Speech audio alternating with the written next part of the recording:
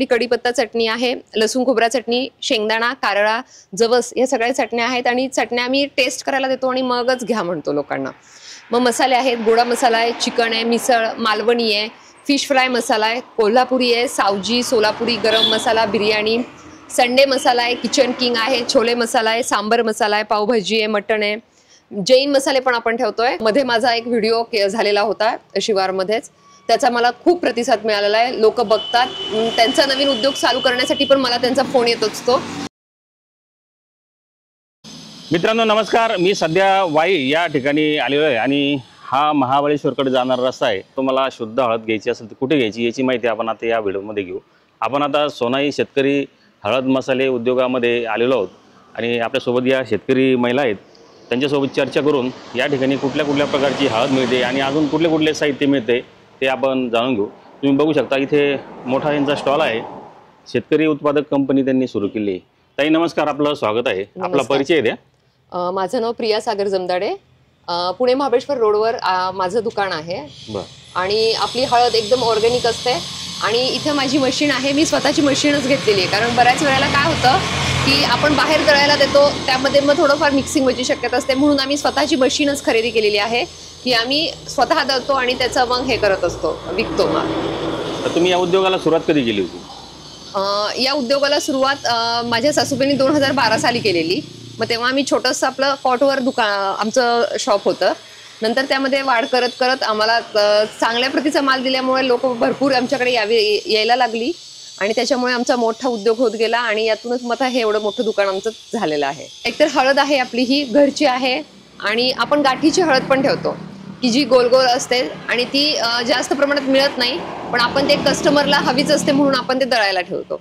मग बाकीच आपला बचत गट आहे, बचत गटामध्ये आपली कढीपत्ता चटणी आहे, लसूण खोबरा चटणी, शेंगदाणा, कारळा, जवस या सगळ्या चटण्या आहेत आणि चटण्या आम्ही टेस्ट करायला देतो आणि मगच घ्या म्हणतो लोकांना।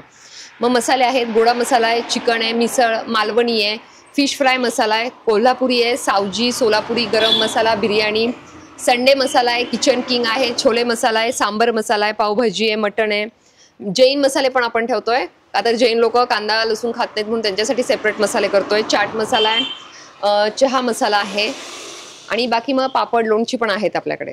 हळद उद्योगामध्ये तुम्हाला कसा प्रतिसाद मिळतोय सध्या? अतिशय छान मिळतोय।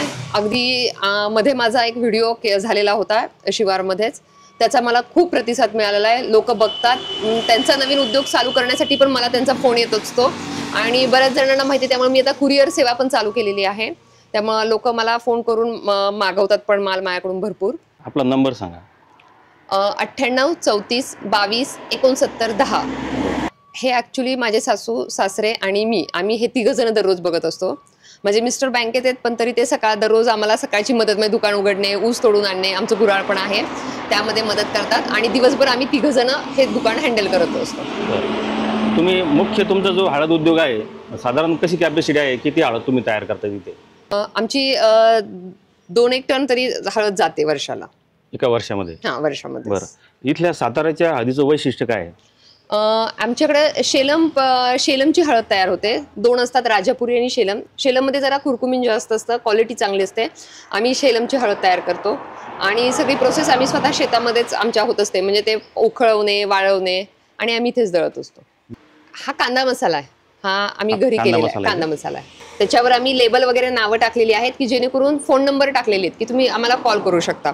आम्ही हे मसाले चटण्या आम्ही कॅरी बॅगमध्ये ज्या पॅक करतो, आम्ही इथंच लगेच पॅक करून देतो तुम्हाला। असं नाही आहे की प्लास्टिक आत ठेवलेलं आहे खूप दिवसाच्या, नाही, तुम्ही टेस्ट करा मग घ्या। प्रत्येक बॅगवर आमचा शेवटी नंबर आहेत, 2 नंबर आहेत, आमचे स्वतःचा नंबर आहे माझा, की जेणेकरून तुम्ही त्याला कॉल करा, घेऊ शकता। मग पुणे ते महाबळेश्वर रस्ता आहे आणि या ठिकाणावरून तुम्ही जात असताना समोर इथे बोर्ड दिसेल आणि बोर्ड दिसताच या ठिकाणी त्यांचं इथे मोठं आउटलेट आहे, तर या ठिकाणी तुम्ही प्रत्यक्ष भेट द्या। तर मित्रांनो, हा व्हिडिओ तुम्ही जास्तीत जास्त शेअर करा। धन्यवाद।